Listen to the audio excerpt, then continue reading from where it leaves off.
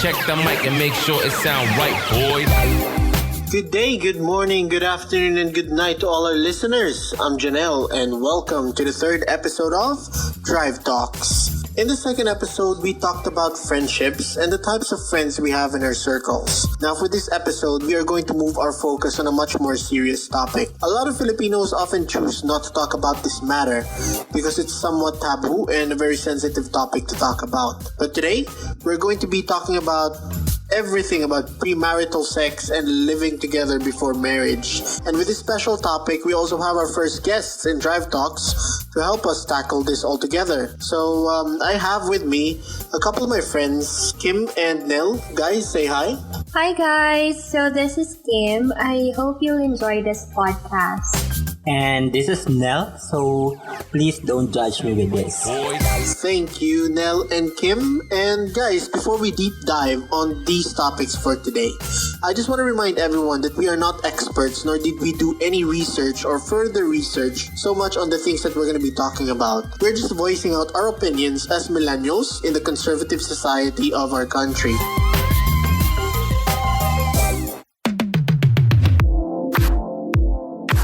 To start with premarital sex, what is it all about? So, premarital sex is about physical intimacy between partners before marriage or before they enter into commitment of marriage. And with that, the first question that comes to mind with me is, what is sex to you guys? What about you, Kim? So again guys, this is my personal opinion. So for me, sex is one way of me to express my love to my partner or to a person. And also, for me kasi it's a basic need ng katawan mo eh. So it comes naturally talaga, di ba Nel? Yes, you're actually correct with that one. For me, sex, it's, on a perspective of a single person, it's really physical contact with someone else. Either that will be your intimate partner or sometimes on this generation like yung FUBU, diba? So it's still sex technically. So yeah, physical contact, as Janelle mentioned, it's physical intimacy. That's actually good points, and I respect that that's your personal opinion, but for me, sex really is something that's done between two people. So it can be, whether it can be personal or it can be casual. So that's sex for me. That's how I define it. But do you think, going on to, kasi di ba sa Pilipinas, we're very religious people, or I should exclude myself, but to others, it's very religious. So how do you think religion, as let's base it on yung mga majority of our religions, like yung mga iglesia, Roman Catholics, yung mga yung mga SDAs, and going as far as yung mga Muslim, how do you think premarital sex affects religion? Or how do you think religion affects the way we think about premarital sex?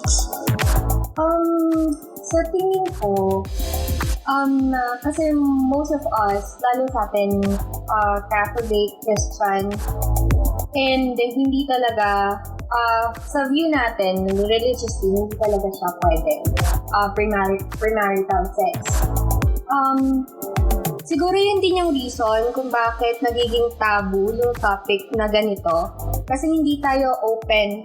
Kasi parang nasama na siya sa culture natin na because of that, kahit na gusto mo siyang gawin, kahit na okay lang siya, hino-hold back ka nung culture na meron yung paligid mo. So, that is for me yung pinaka-affect ng hindi mo mailabas talaga, hindi mo talaga ma-express yung sarili mo freely. Oh, I see. So basically, ang sinasabi mo is, because of our religious beliefs, it affects premarital sex negatively, yun ba yun? In a way, how do we say this? Nakokontrol siya. Hindi naman siya yung super negative, pero hindi lang talaga siya parang in our culture, pag open ka about this premarital sex, i-judge ka eh. Di ba? So parang ang labas sa'yo is mostly negative ang feedback sa'yo. Mostly negative. But if you're gonna ask me, super negative siya kasi, di ba, if you're that really religious, premarital sex is a big no-no. You have to do that. You have to do the thing after marriage itself. And definitely, if you do that before the actual sanctity of marriage, edi it's a no-no na agad. It's like you committed a sin. So, if you're gonna ask me how religion affects sex, I'm just gonna use the term sex, not premarital, but just the word sex. It's definitely you're like putting sex in the shadow. Kasi if you will be including religion and sex all together, you know, you have to get the marriage first before you can actually do the thing. For me, so definitely it's giving a very negative impact with sex and religion. Which is, I agree naman kasi medyo may katotohanan yun kasi what we are or what most Filipinos are is they tend to focus on the religious aspect of things. So what does the church say or what does your congregation say na di ba kailangan mag-commit ka muna to a certain degree, which is so-called marriage, before we do such acts, which is sex. So this is somewhat a relatable question to what we're talking about. So then why, kasi hindi naman lahat ng Pilipino ay religious. Kasi tama, ako hindi ako religious. Ewan ko lang sa inyo. Pero ako, I'm not a religious person and I'm sure na meron ding iba. So, bakit ang ibang mga Pilipino na although hindi sila religious, bakit hindi pa rin sila open to talking about sex or their sexual life? Well, dahil nga kasi ng society natin mismo, nasa culture na eh. So parang ayaw na natin na ma-judge tayo. Even though na tayo mismo is not, for example, gaya natin, or gaya ng iba na hindi talaga believer, nandun pa rin yung connotation na madadala ka ng society mo. Mm-hmm. Kaya hindi mo siya ma-open up. Maybe what you're trying to say is because Philippines proudly boast to be the only Christian nation in Asia. So, yung tanong ni Janelle, bakit parang hindi naman lahat believer or hindi naman lahat ganun ka-religyoso, pero bakit still yung percentage ng population na hindi ganun ka-religious is hindi pa rin ganun ka-open about premarital sex or about sex itself? Maybe because of the culture itself, di ba? Kung nakatira ako sa bansa na halos lahat ay napaka-relihiyoso and having sex before the actual marriage is a taboo, definitely hindi ko siya sasabihin openly na, hey, I'm sexually active. Kasi definitely, you're gonna receive a lot of judgment from other people, from society. So maybe that's the reason why most of the people right now, they're not really open about their status sa sex. Actually, may point ka doon. And I think one thing that we have to highlight is yung background din natin. Kasi you can look at culture, you can look at religion, and you can look at these things. Pero what's gonna happen is that you're gonna have to think about how was your childhood bring up, di ba? Kasi kung I believe, this is what I believe na kung religious man ang yung childhood mo, your family, you're gonna be brought into the world na ganito dapat ang gagawin mo. As much as possible, stay away from it. Pero if you're brought into this world by a family that's open-minded, I think it will change your thoughts about yung parang how does sex work, how do you share your sexual life to your parents, to your own partner, to your own friends. So personally, what I think is that Filipinos are ashamed of spilling the truth dahil I think they're afraid of being stigmatized into the society na pag shinare ko to sa inyo, oy, oy Nel, may nakasex ako kagabi. Or Kim, ganito, ganyan. I think it kind of pinapababa mo ang sarili mo. Yung parang yung perception nila, yung perception ng others sa'yo. I'm not sure if you guys have the same thought. Maybe you're kind of correct on that part. Kasi nga, di ba, as mentioned earlier, sabi mo nga, na-stigmatize kapag nag-share ka openly about your sexual life. So, since okay yung upbringing mo sa family mo, they're open-minded, kahit na gano'n ka ka-open-minded with your family, kapag share mo sa ibang tao, na hindi naman ganun ka open-minded, definitely there will be a friction between the two of you guys. Actually, that's a valid point, Nel. And I would actually like to go to our next, I'd say question. So, for you guys, what are the pros and the cons or advantages and disadvantages of premarital sex? So, I'll just start it off. Para sa akin, ang pros or an advantage nun is malalaman mo na kung sexually compatible kayong dalawa. Kasi 'di ba, if ever na nag-hold kayo for that long, let's say you're in a relationship for 3 years, never had sex with your partner, and then eventually nagpakasal kayo. And then on your honeymoon, you eventually found out na hindi pala kayo sexually compatible, meaning to say, yung mga gusto niya ayaw mo at yung mga gusto mo ayaw niyang gawin.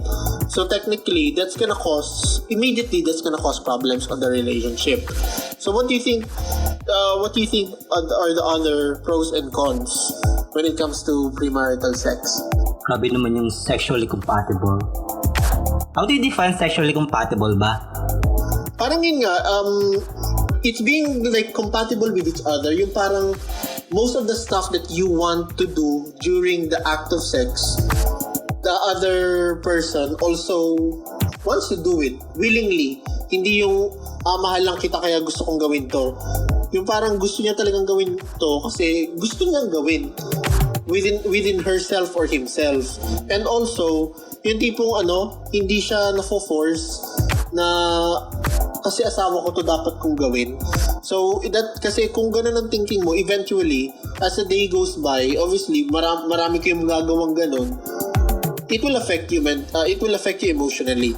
That's what I really mean by yung sexually compatible. So you have to be both comfortable and compatible when it comes to having intercourse with each other. Yeah, we're doing the thing. All right, thank you.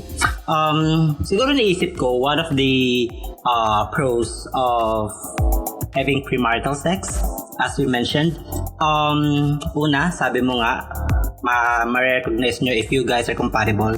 Kaso, there's a lot of factors then that we have to consider. Kasi if you guys were gonna engage with premarital sex, we have to make sure then na we are fully educated about the stuff, di ba? Based on my knowledge dito sa Pilipinas, sexual education, hindi talaga siya ganun ka-advanced, hindi rin siya ganun what do you call this? Kasi to be honest, kahit sa setup ng typical Filipino family, hindi naman siya ino-open . So, parang yun yung pinaka-knowledge. Dun papasok na din yung cons niya. Na kaya marami yung mataas yung rate ng teenage pregnancy. It is because sa bahay pa lang, parang hino-hold ka na for enough knowledge dun sa bagay na yun. Okay, so parang since hindi tayo nakakuha ng enough support or sex education here in the Philippines is not that great, there's a big tendency na yung kabataan, especially, magiging adventurous. Parang ganun, di ba?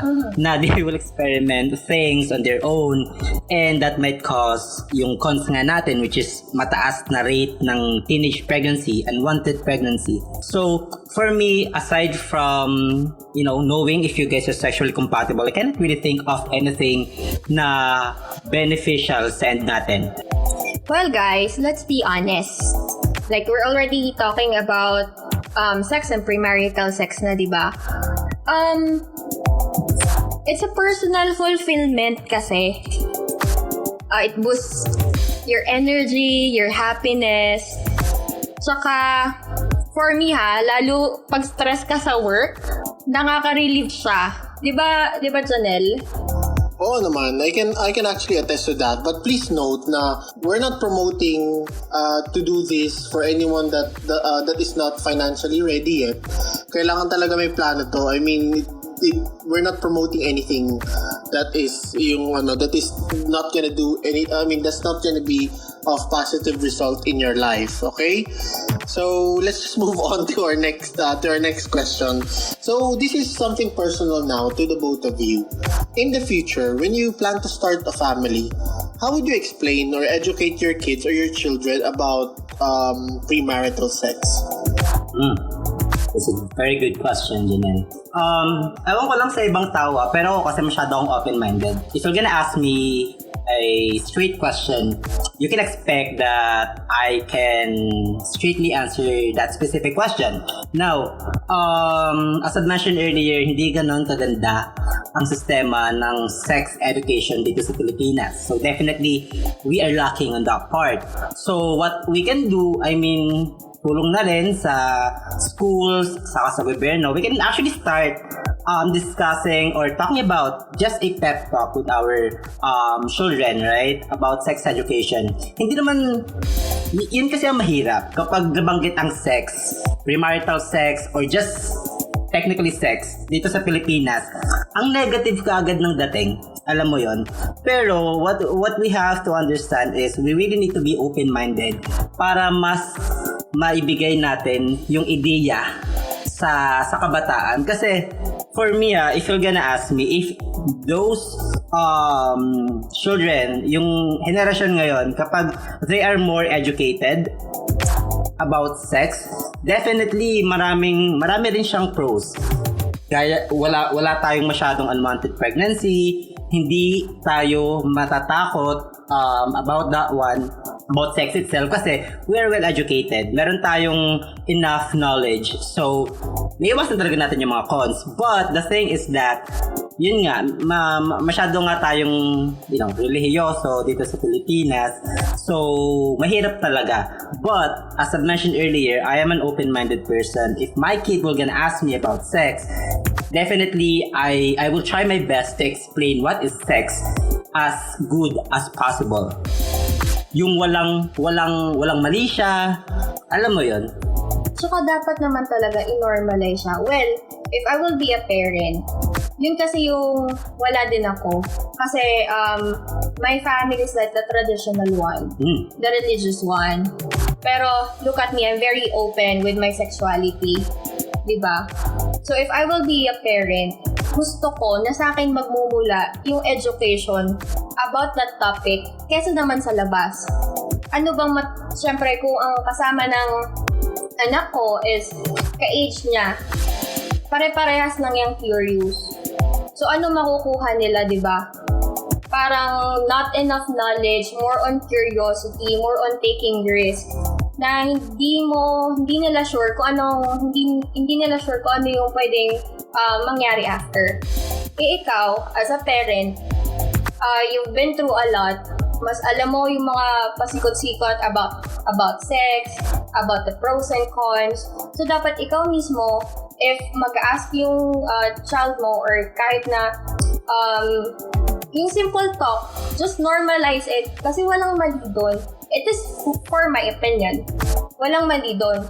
So parang yun na din yung ilagay mo sa utak ng, or I mean, yun na din yung parang i-bring up mo sa anak mo.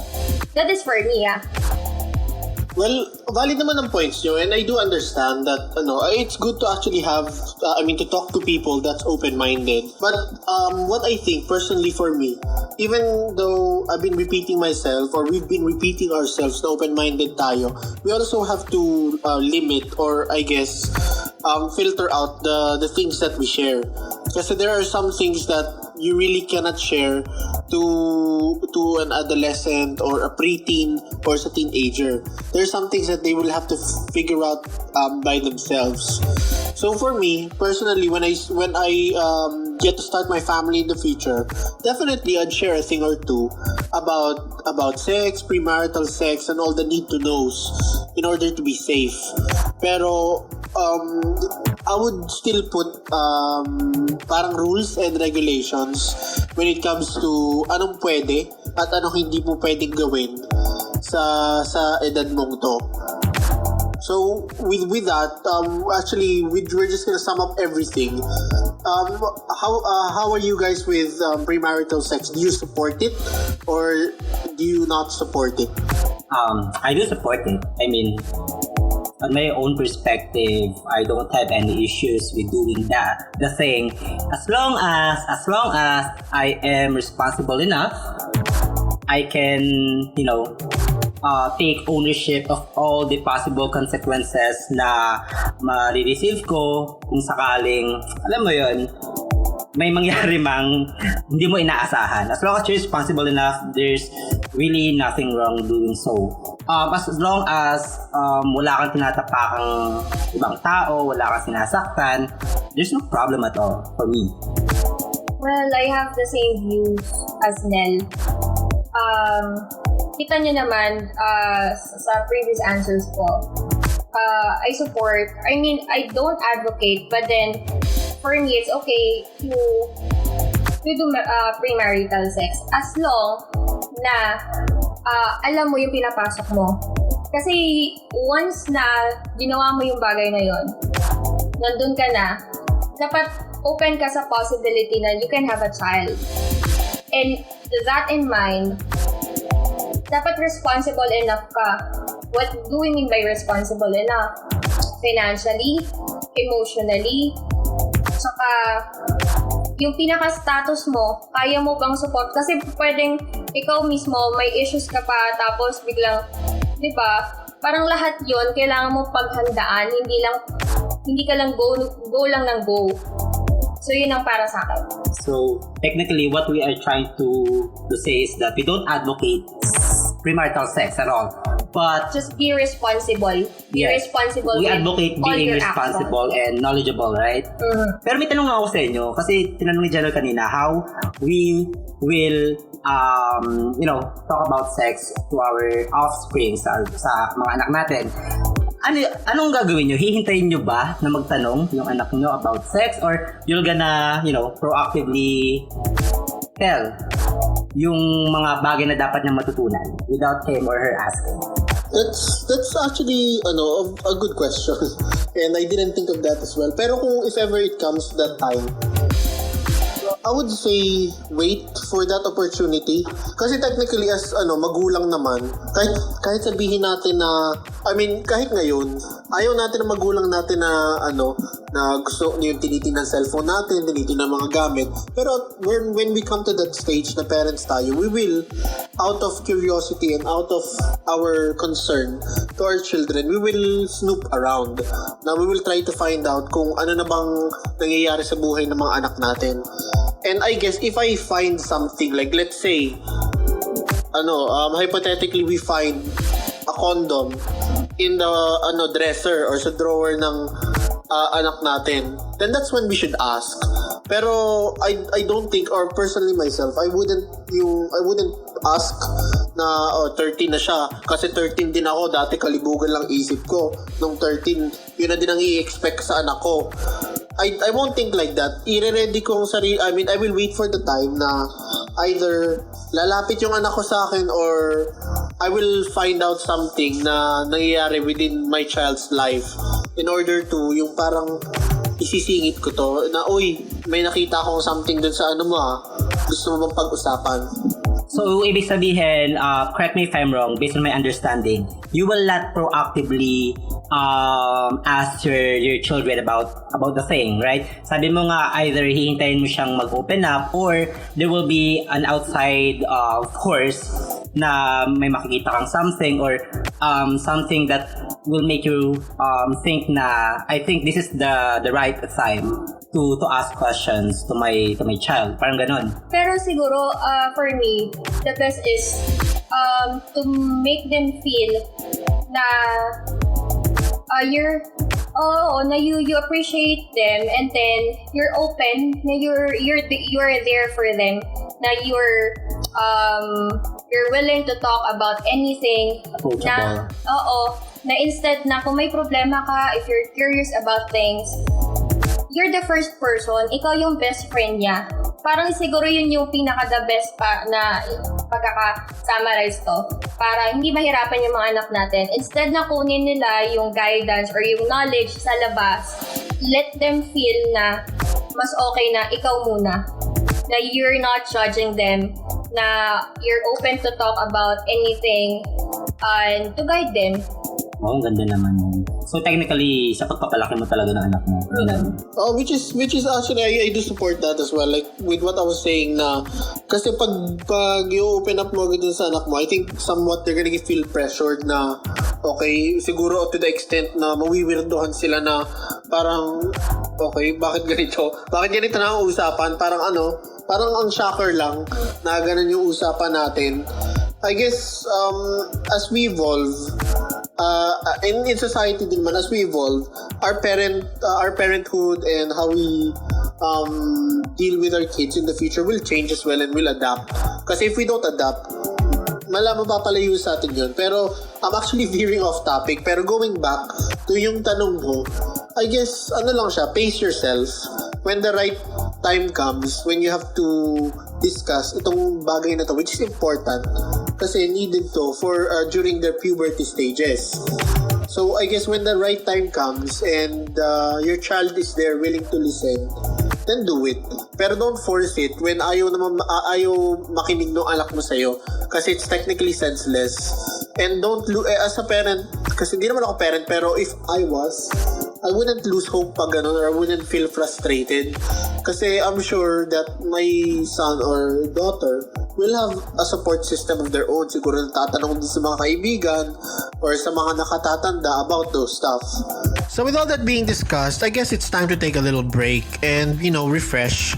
And once we come back, we'll definitely discuss more on the next topic, which is about living together or living in before marriage. So definitely more to come here on Drive Talks.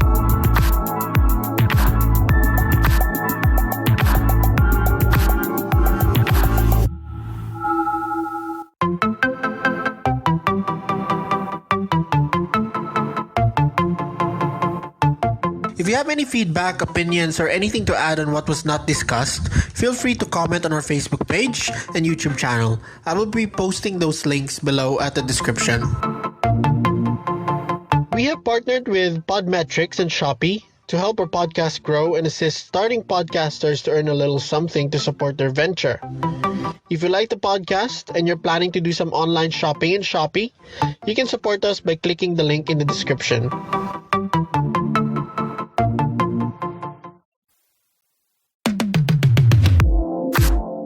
And we're back. Hope you all had a lovely break to stretch and get something to sip or eat while we continue with our discussion here on Drive Talks. So, just a quick refresher. We had discussed a lot of things about premarital sex and the pros and cons of it. And as mentioned earlier, we are not experts on this matter. We're just merely voicing out our opinions as millennials regarding the taboo topic at hand. So, just to let you guys know, we still have our guests, Kim and Nell, with us today, and we are moving on to our other topic for today. If you see nowadays, most couples are now opting to live together under one roof. Many still stick to the traditional ways of being separated from each other until the day of marriage, while a growing few are now breaking this tradition and opting to stay together before marriage.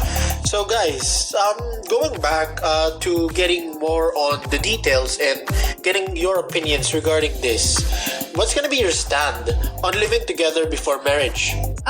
For my experience, I'm actually okay. I'm better off with living together before marriage. Bakit? Kasi for me, mas nakikilala mo kasi yung tao before nyo illegal lahat ng bagay. Kasi once na nag-agree na kayo, nag-process na kayo na yung sanctity ng marriage, hindi na kayo pwede mag-back out.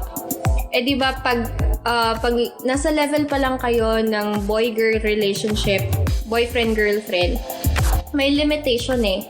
Kasi merong times or most of the times hindi kayo magkasama.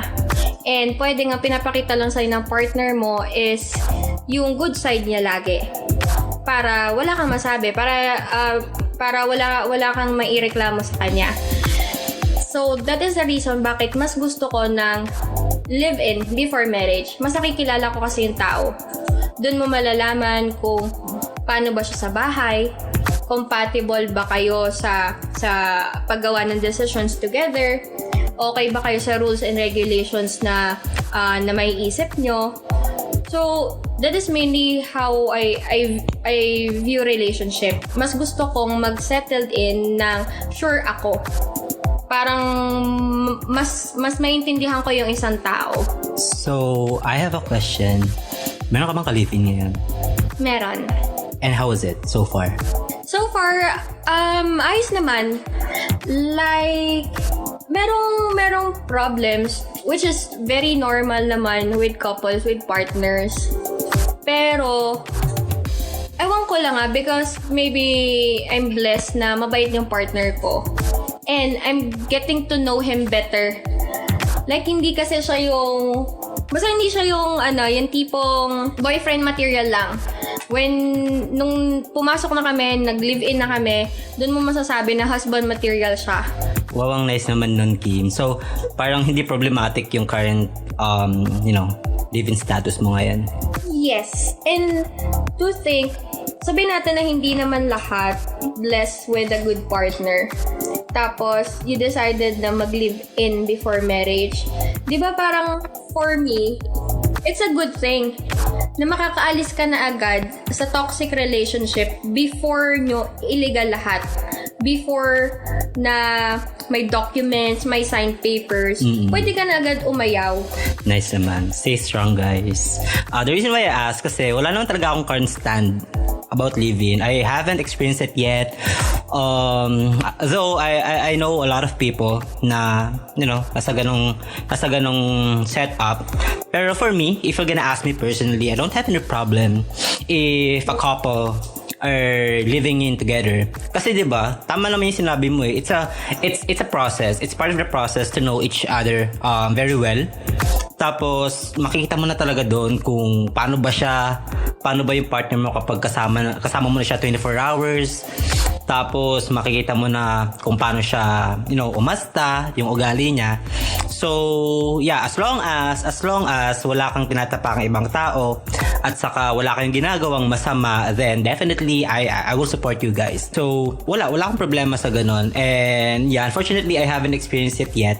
So, wala talaga akong share about that. Pero in any case, kung sakali lang, ano mas prefer mo? If you're gonna ask me personally, I would rather stay at home with the person I love. O, 'di ba? Kasi parang it's so childish to say na nagpa-practice kayo, but technically that's it, 'di ba? It's like a simulation of what will happen after marriage. So, if you guys can kung matitiis nyo yung isa't isa, yung ugali nyo, yung masasamang side nyo, then definitely if you succeeded that part, wala kayong problema after marriage. So walang problema doon as long as wala kayong ginagawang masama and wala kayong tinatapak ibang tao. But then again, sa listeners, we are not promoting this. This is our personal opinion. Yes. So as long as kung tiwala ka naman sa partner mo, and it's your decision na marriage muna before living in together, then that's okay. Kung yun yung mas compatible sa inyo. It's just that for us, especially for me, which is already on that state, ito yung bagay sa akin. Ito yung mas okay sa personality ko. Kasi ako yung tao na mas gusto kong sure ako, alam ko yung pinapasok ko talaga. So yun lang naman. Sana all my partner. And it's a good opportunity as well to ask our listeners, to share their experiences. Especially yung mga taong nasa live-in ngayon. Kasi, para naman alam ko din sa part ko. Kasi I am not really into it right now. Though may siguro meron ding nagsasabi na parang mas madali kang magsawa. Pero siguro, nasa pagkakasunduan na yun ng mag-partner. Kasi yung iba sinasabi na pag nag-live-in ka agad, nawawala yung thrill ng marriage. Talaga? Wala nang spark? Ganun? Oo, parang ganun. Parang napunta kayo sa stage na more on comfortable na lang kayo, na hindi na kayo in love. Di ba unlike na kung na hindi kayo magkasama, mas minsan lang kayo magkita, parang magbibihis ka. May excitement. Yes, baga. may excitement. Pero kung live-in kayo, parang more on tahimik na lang. More on companionship. Ganon. How long have you been guys living with each other? Yung partner mo? We're in a relationship for more than 3 years. Live-in siguro about a year. And never regretted that decision. Na-excite ka pa rin naman pag nakikita mo siya? Well, dahil sa partner ko, yes. Kasi yun yung tipong kahit na nasa bahay ka lang, alam mo yung maliit lang yung place nyo, yung iniikutan nyo, hindi pa rin napalya ng surprises. So siguro nasa pag-aalaga pa rin siya ng relationship. Kung paano nyo maitatawid yung setup na ginusto nyo. Wow. Papasana all ka na lang talaga. I know. Gusto ko marinig ang side ni Janelle about this part. About, Janelle, living in with your partner. So yun nga, actually guys, I was listening to your points and they're actually really valid. I understand nga dun sa first point that we talked about regarding premarital sex and everything na open-minded tayong tatlo, which is actually a good thing. But then, you also have to think about yung tipong everyone. Kasi not all of us have the same mindset. So for me, yes, I'm currently in a living with my partner status at the moment, and it's actually really comfortable. Kasi nga, like what Kim said, it's you get to know the person really well. Kasi diba, what they always say, you can never find out the personality or the trait of a person not unless it's behind closed doors. So that's when you can really find out kung sino ba tong ginawa mo, kung sino ba tong pinartner mo, kung sino ba tong umuo ka sa proposal ninyo. Kasi technically, it's going to be a little too late kung kasal na kayo tapos wife beater pala to, or engaged sa domestic violence, or ewan ko, kung ano mang kinababaliwan niya, which you're not comfortable of or comfortable with. But with regards, I would like to twist the question, or I guess generate another question on top of that.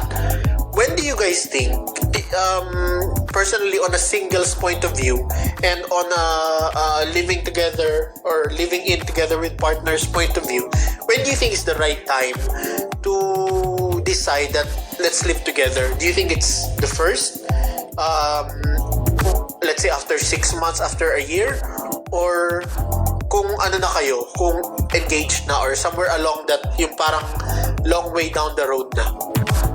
For me, based on my experience, wala akong exact na time frame.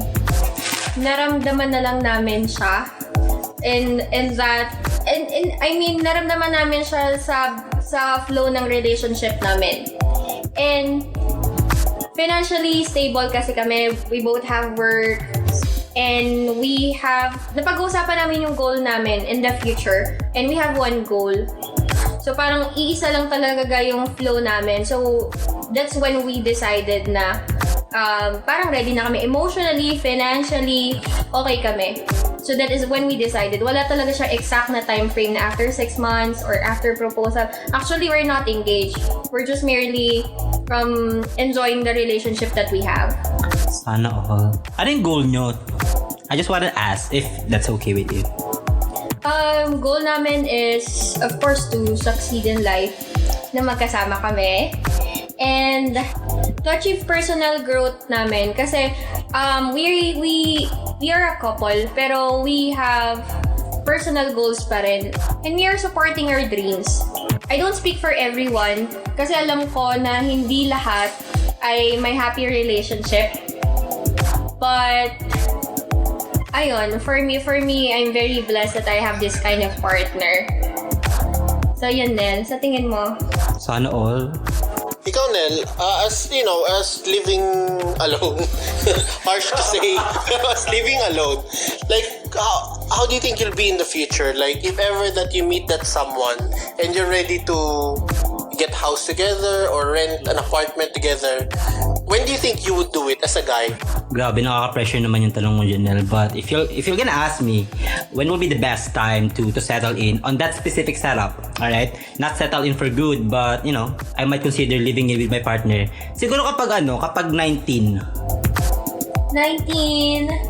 19! Naintindihan mo na yung buhay. Oh, okay. Nah, I'm just kidding.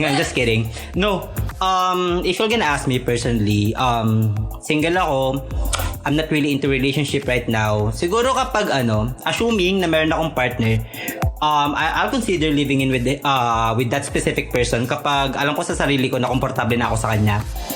Meron kasing certain level kayo ng partner mo. For me na napapansin ko lang sa iba kong friends and acquaintances na although they are in a relationship, meron pa ring awkwardness. Marami akong kilala.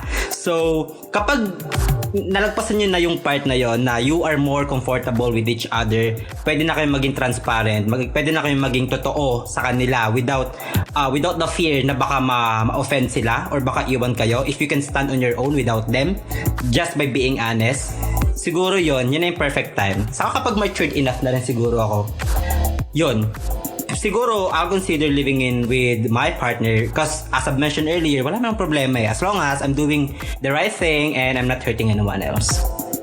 Diba? Nice. So, kailan ka ready mag-commit? Commitment. Oh, big word. Siguro kapag kapag nakita ko na yung katapat ko, alam mo yon, meron kasi mga tao na nare-realize lang nila na ready na sila or they actually ready to engage with someone else kapag na-realize mo na, okay, paras kami ng wavelength. We understand each other.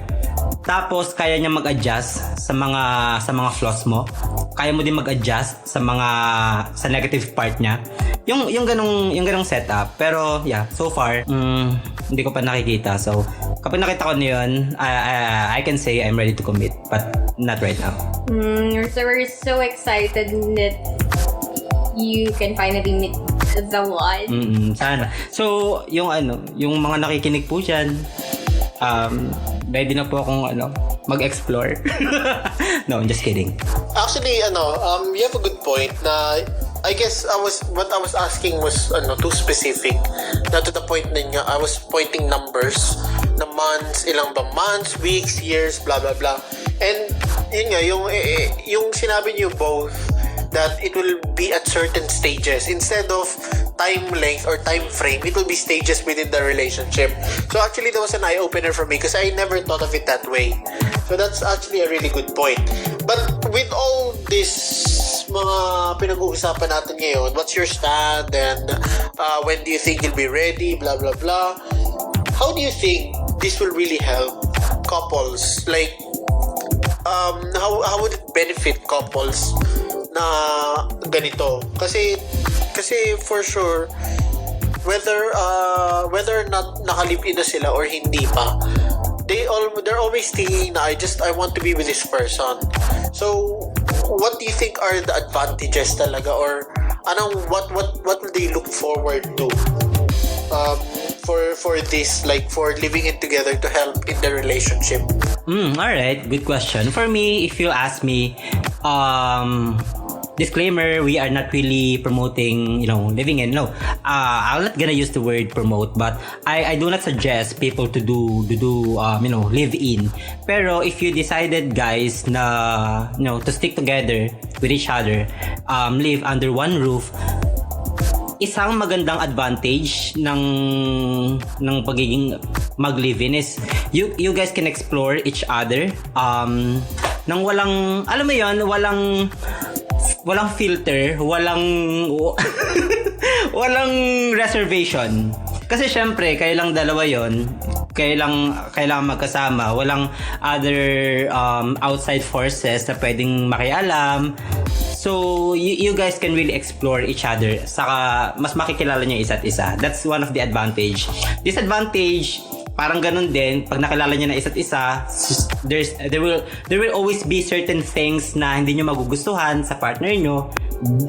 Matik yon kasi wala namang perfecto, pero you guys will learn eventually to compromise and to adjust with each other. Sana maging successful. So yun lang yung magiging disadvantage. Pero if you guys will successfully accept yung bad side ng partner nyo, then definitely that's a good thing. Okay. Actually, going on to that, you provided good points. Pero I just want to move on to I just thought of this question. It's specifically for Kim na may experience sa ganung bagay na living together and being with her partner for such a long time. So, I'm sure na at the start it was not easy.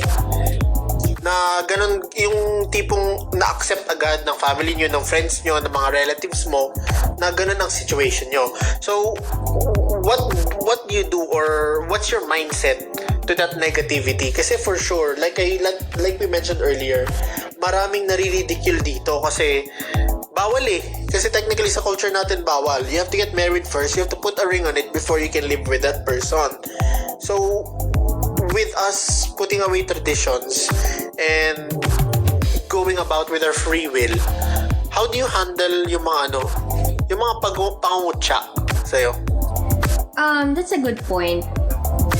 But then, to be honest, I'm lucky na nandito ako sa panahon natin ngayon, which is, we are more open.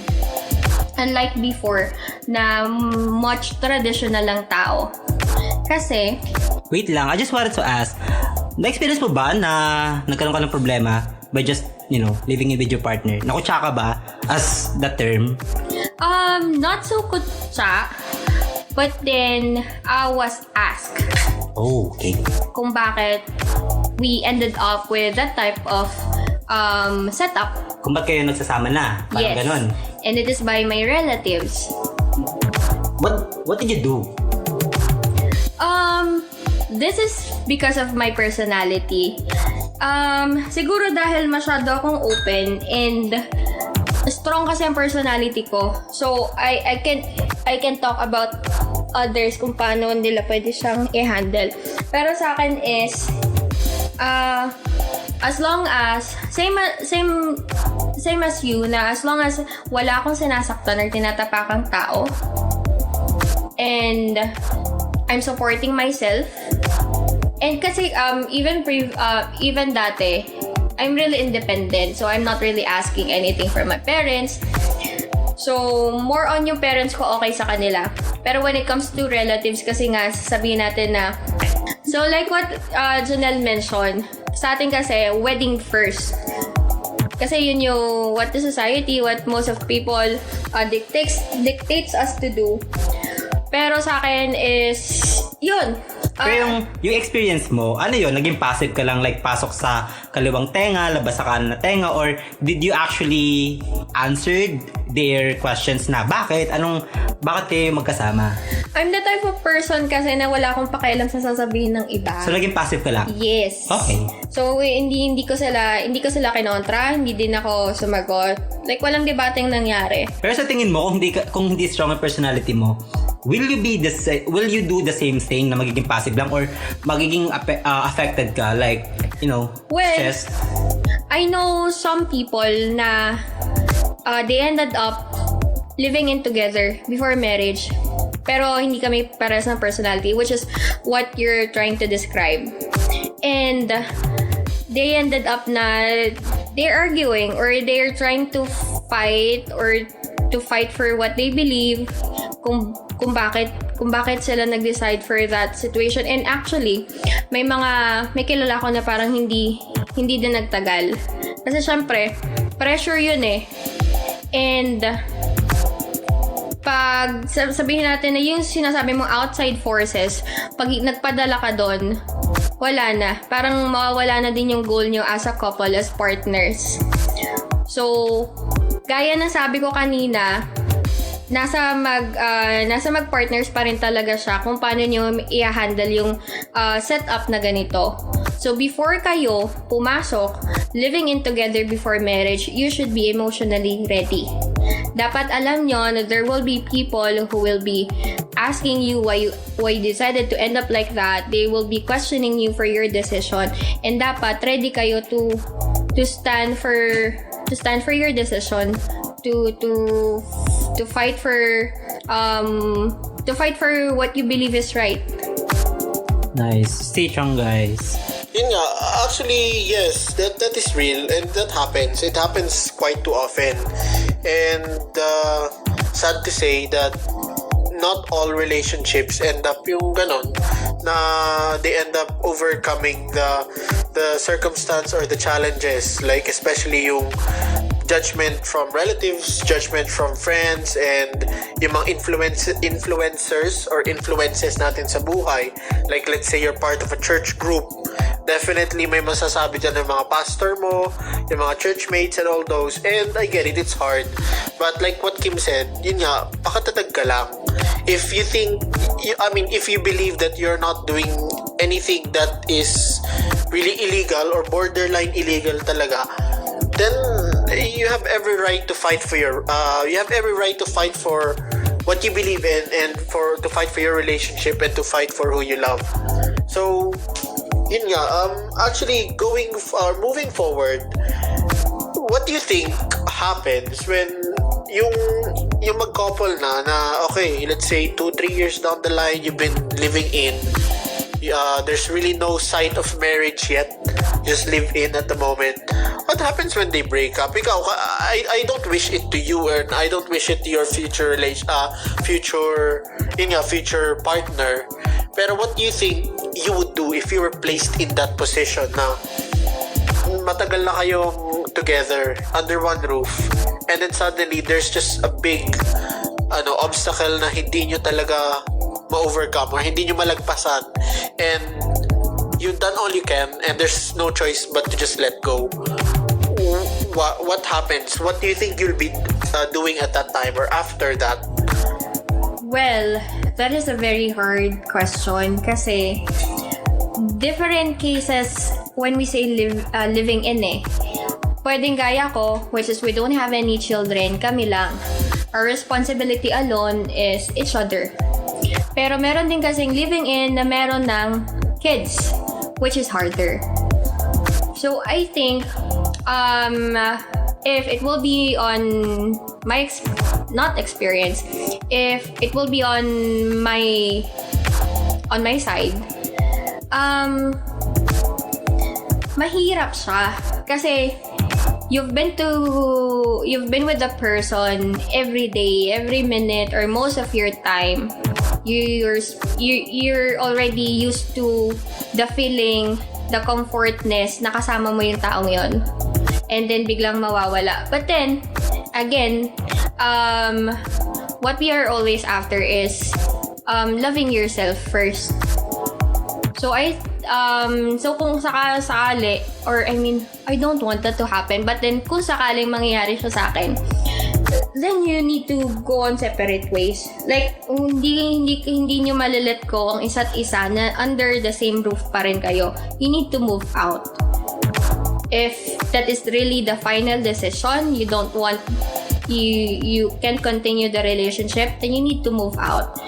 Find places na hindi nyo makikita yung isa't isa.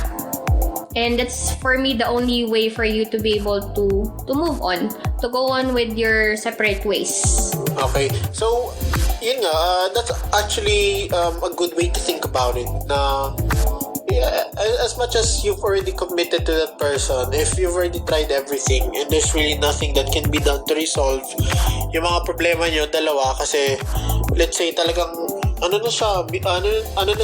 disagreements na, or something that the other person or something that yourself, you cannot improve. So going back to our dear friend here na free agent pa rin and is still single and looking for a relationship, if you were placed in that position, ano sa tingin mo gagawin mo? Let's say na kayo, you've been there a long time, you've been through a lot, through thick and thin talaga, even though you're not married. What do you think you'd do when you're there's nothing really left to resolve it, will you let go, or for the sake of the commitment, or for the sake of the lengthy time that you've been together, will you still continue? My God.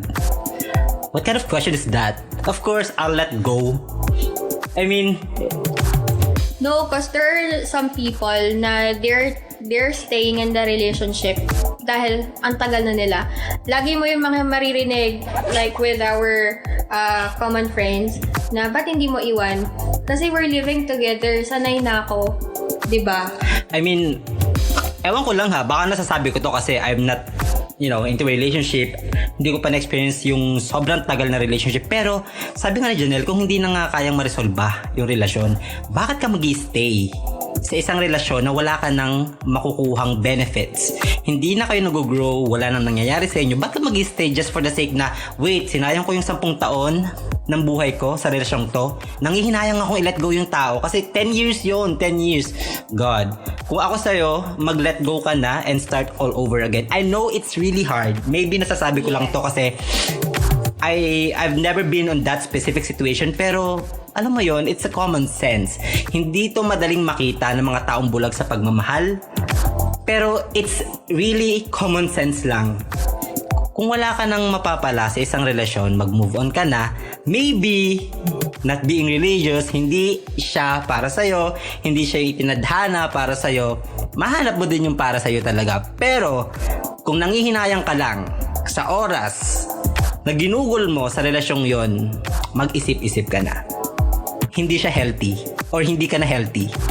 Alam mo yon? Ikaw ba, Kim? Ilang taon na ba kayo ng partner mo? More than 3 years. More than 3 years. Sa palagay mo ba, masyado na kayong connected sa isa't isa? Yes. Hanggang ugat? Grabe naman yung ugat. Super connected. Hanggang ugat ba? I mean, for example, just an instance. Hindi ko sana naman hindi ito mangyari sa'yo. Pero what if nag-break kayo at hindi mo na talaga masalba, hindi na rin niya masalba, hindi nyo na masalba ang relasyon nyo? Anong gagawin mo? Mag-stay ka ba kasi nanghihinayang ka sa 3 taon ng buhay mo? I've been there. I was in a long-term relationship. And before, ganyan yung thinking ko. Like, Na nanghihinayang ka? Oo, sayang. Then I realized that it should not be the case. How did you realize na hindi dapat ganun yung case, yung sitwasyon? Kasi inisip ko na okay, I've been with a person for 3 years, pero I know that I'll live long and I still have a lot of years ahead of me. Why waste it with that same person if I can be happy alone? Actually, just to cut in, I would like to disagree yung sa mga parts na sinasabi ni Nel or sinasabi mo, Nel, kasi if you see it on a ito ha, sa lalaki okay lang, ako sinasabi ko sa'yo, okay lang sa akin, and the relationship, okay, we'll fix it. If it can't be fixed, bye-bye, wala na yun. Pero on like with a girl, it's different kasi girls tend to be more emotional on these things. Yes, kasi ang nangyayari dyan, I'm afraid, not I'm afraid, but I'm actually ashamed to use this as an example, pero I'll use it anyway. Like with my other previous exes, ayaw niyang i-let go yung relationship namin kasi nasasayangan siya sa 3-4 na taon na naging kami, which is very toxic. So I know this is very far from living in together, pero it's like yung parang nakakulong kayo sa isang relationship, which is technically yun yung bahay nyo, is that relationship. And then na-try nyo na lahat. You tried to seek professional help, you've tried to talk it amongst yourselves, and you tried to shout at each other. Lahat na talaga. Tapos yun nga, it's easier for us guys to let go, but you also have to understand that for girls, it's not that easy for them to just let go of a 2, 3, 4 year relationship. Kasi nga minsan nasasayangan talaga sila. Although may ounce pa doon na pagmamahal, pero meron din dong percentage na sayang, ang dami na naming pinagdaanan. Parang gusto ko pang i-push. kaya hindi din sila nagle-let go. That's why I'm sort of disagreeing with what you were mentioning a while ago. Alright, so you're telling me in any case, for example, ikaw yung girl, manghihinayang ka to let go a 3-year relationship. Like I said kanina, hindi ako girl. So, on my own perspective lang, on a guy, okay lang sa akin yun if talagang nothing can be fixed. Pero, if I was a girl and I had that mindset, yung talagang conservative mindset na ganon, and I've done it all with this person, I've done it all, everything, i-hold ko pa rin yun yung time. I-hold ko pa rin yun as a girl, as if I'm a girl. Which is, I agree to that because I'm a girl. But then, like what I've said, kaya ako tumagal ng 3 years with that ex is because I have that thinking. But then again, sa aming listeners, kung meron siyang nahihirapan with their partner, I want to tell you that you need to love yourself more. You need to think about yourself. Okay, you've been with that partner for a long time, 3 years, 2 years, 5 years, 6 years. But then, think about the years that you can be happy. Think about the years that you'll feel your worth na wala dun sa dati. So, yun lang. Which is, totoo naman, mahirap talaga sa babaeng mag-let go. At the end of the day, kailangan. It is hard, but then you need to do it. You just need to find the strength to do it.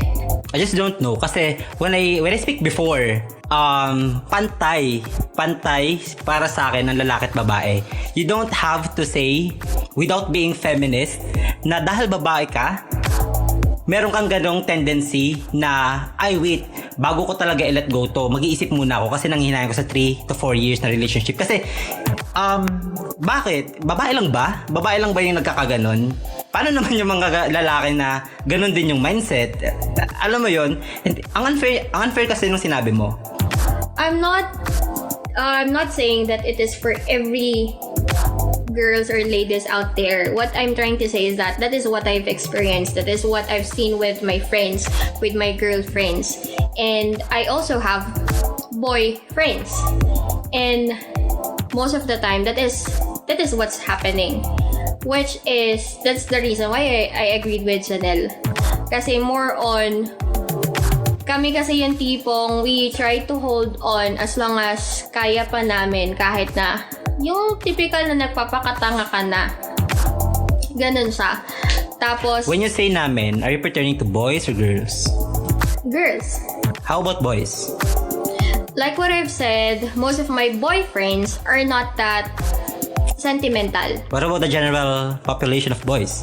Which is, I don't know. I can speak about them. What I'm again telling you is that how I've seen it with my friends, how I've experienced this. Yun nga, just to add upon yung sinasabi ni Kim, I understand na we all want to be fair, we all want to be general. Kasi but then I can speak with people I don't know. Yun nga, on my end din, sa point ko kasi is, I'm a guy, I know I don't represent the whole gender or my whole male gender. Pero most of us are like that. Aminin man natin, there are probably more than 50% ng male population dito sa buong mundo. Excluding na tong, we have to include everyone na they're not really that sentimental when it comes to those things.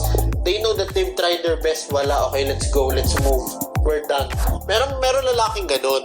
Pero what I'm trying to say is that what I'm trying to point out is that there are some girls, kaya nga pansin mo, they are already living together, or let's say they're married, and then they just decided to live together after marriage. Pansinin mo, maraming mga victim ng domestic violence. Nabubugbog sila araw-araw, gabi-gabi, pero hindi sila umaalis. Technically, that's one of my points that I'm trying to reach na ang babae kasi, they're gonna hold on to every single drop na chance na meron sila to, let's say, change the person, stick with the relationship.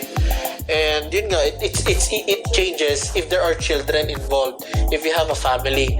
Pero all in all talaga, speaking on the male side of the story, we're not too sentimental on those things. Girls tend to hold on more. Kasi it's I think it's their nature to provide love talaga and nurture, and as much as possible be patient with the partner. Parang yun lang ako. I'm not sure if you agree, but if you don't agree, let's just agree to disagree. But that's my point. Yung parang males are really different from females, especially when it comes to love or when it comes to handling relationship or pagtapos ng relationship. We for example lang talaga, we move on much quicker, but then at the end of the day we tend to regret afterwards. Unlike girls, they go through the pain and then they move on, but us is parang we pretend that we moved on, pero technically andun pa rin yun eh.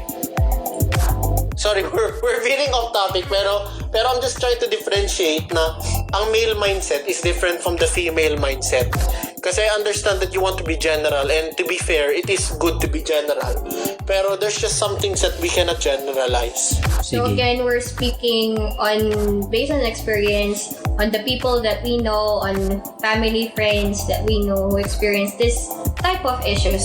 It's not for everyone. So we're not speaking for the whole male and female community. Alright. Babalikan ko kayo kapag na-experience ko na yan. I rest my case. Okay. Okay, well, actually, that was quite a healthy argument that we had, but it's all good. It's all good. So guys, actually thank you very much for reaching this far and listening up to the end. I will actually have to conclude this because we've actually extended our time. And I just want to ask, with coming from my friends, coming from Kim and Nell, do you guys have any conclusion or any last words of what we talked about? Starting with you, Kim. So first of all, thank you sa listeners natin. I hope that you at least learned a thing sa lahat ng mga sinabi namin ni Nell and Janelle. And I would just like to live this na I hope that for every decision that you'll make, you'll be responsible enough sa lahat ng magiging consequence niya. And just be happy kung ano man yung you've decided to do on your life. Just think that as long as you're not hurting anyone and you're doing the best that you could for your life, then be it. Hayaan mo yung mga sasabihin ng iba. And what about you, Nell? What's your last words? What do you conclude for today? Ako natutunan ko lang sa discussion natin today, as long as you're doing you think what is right, gawin mo lang siya. Kasi kahit anong gawin mo, there will always be judgment. Yung society natin ay masyadong judgmental, especially we are in a very religious country.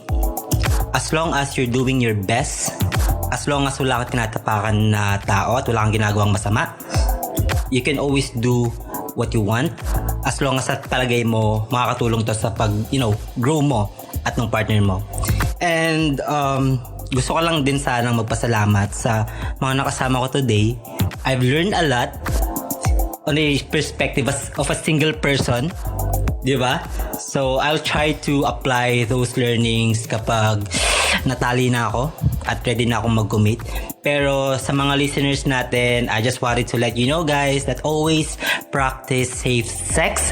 And sabi nga ni Kim, maging responsable tayo sa mga desisyon natin sa buhay. Kasi for me, ang isang desisyon magiging pagkakamali lang kapag hindi mo siya kayang panindigan. So yeah, I'm just gonna drop the mic and Godspeed. Thank you. Yan, actually that was very good. That last message was very good, and I personally thank both of these people. I thank Nell and Kim for taking their time out of their busy schedule that they can come down here and provide some of their insights dun sa mga topics natin for today. So I'll be posting, if you guys are interested in following their lives and becoming friends with them someday, I'll be posting their social media links at the description. So yun, actually just to summarize everything what was discussed, as an open-minded person, or as open-minded people, us three, we support,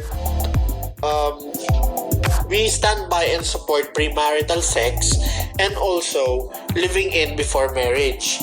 But you got to note that this is our own opinion. We're not professionals. We are not advisors on how to live your life. This is just purely our opinions, and you don't need to take them personally. You can live your own life as you will. If you don't want to do them, wag niyong gawin. Hindi namin kayo pinapersa. Pero I would just like to thank you all for hearing us out. Kasi technically, this is quite a personal or a taboo topic to talk about, and it's good that we're sharing this to a lot of people, especially dun sa mga experiencing puberty, where they're so confused with their lives. So yes, like what I said earlier, if ever that you guys have any further feedbacks, opinions, or any comments with what was said today, you can always reach us through our Facebook page and YouTube channel, as we'll be posting this, and you can give us any feedbacks or any future suggestions on what topics to tackle in the future.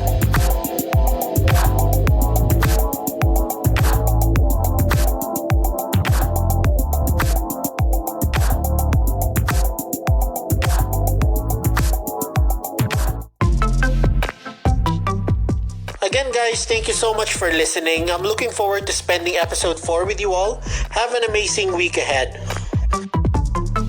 If you like this podcast, please follow us on Facebook and subscribe to our channel on YouTube. We are also available in other audio streaming platforms. Check out the links below.